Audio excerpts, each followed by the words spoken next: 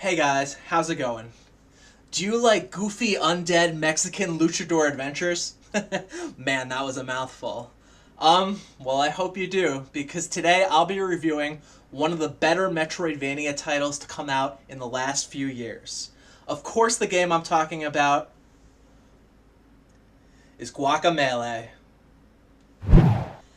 It's similar to games like Metroid, Castlevania, or even the more recent Hollow Knight, if you're a fan of that one. So, if you like games that give homage to retro titles, you're in for a treat, because this game is just bursting with personality. Alright, anyway, let's get started with the review. For simplicity's sake, I've split this review into two sections. Things I liked about the game, and things I didn't.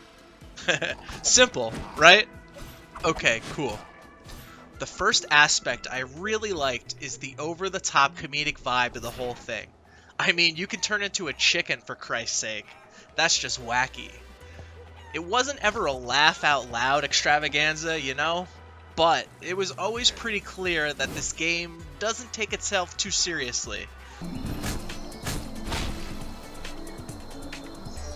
And that can be pretty refreshing, especially if the last game you played was super gloomy. Secondly, Guacamelee has these somewhat difficult and fairly original platforming puzzles, which mostly involve switching between the light and dark worlds with the click of the controller, and then navigating through the proper sequence of portals. Also, you'll sometimes have to dodge roll through spikes, use special moves to reach new areas, and even occasionally fly through the air like Superman. Overall, I found the dedicated platform sections to be the most enjoyable part of the game by far.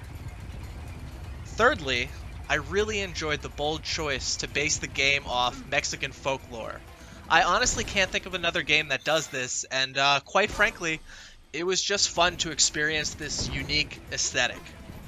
Sure, luchadors and Day of the Dead skeletons almost feel cliche at this point, but because of how goofy they are and everything's almost like a cartoon, the whole world just really seems to work for me.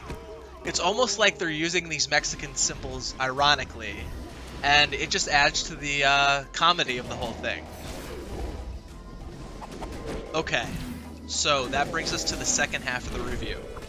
There were a few things I didn't like about Guacamelee. The story is incredibly thin, and I found this to be quite problematic. It's like the game attempts a narrative, but in the most lazy way possible. Basically, you play as a dude whose girlfriend gets kidnapped, you try to save her and you die, but then you're reborn as a luchador superhero. You have to track down this big bad skeleton guy and, defeat his henchmen, save the girl, blah blah blah. You've heard it a million times before. It's so generic, and it left me wondering why they bothered to include a story at all. Secondly, the combat of Guacamelee is pretty uninspired, and quite frankly, very mediocre. Almost every fight comes down to mashing out punches and specials until a throw icon appears over an enemy's head, which then lets you throw them. Rinse and repeat.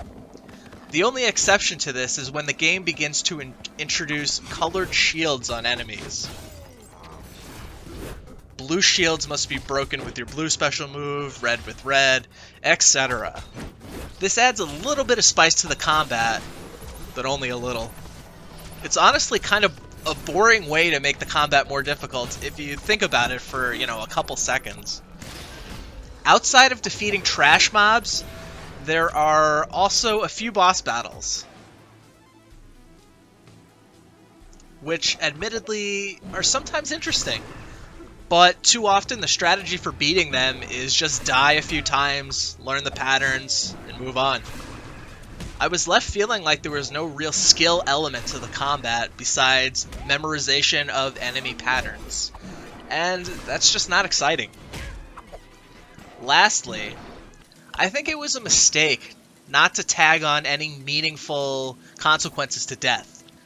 Checkpoints are plentiful, they're everywhere, and it's unfortunate that dying merely transports you back to one of them, thus making some of the puzzles and even the boss battles seem like nothing but trial and error, which is never something you want in a game. Overall, Guacamelee is a fun Metroidvania romp through a wacky version of Mexican culture. The platforming sections are top-notch. The boxy art style is pretty damn cute, and the game never takes itself too seriously. However, its paper-thin story and uninspired combat keeps it from being something truly great. That's why I'm giving Guacamelee a final score of 7.5 out of 10. Thanks for watching.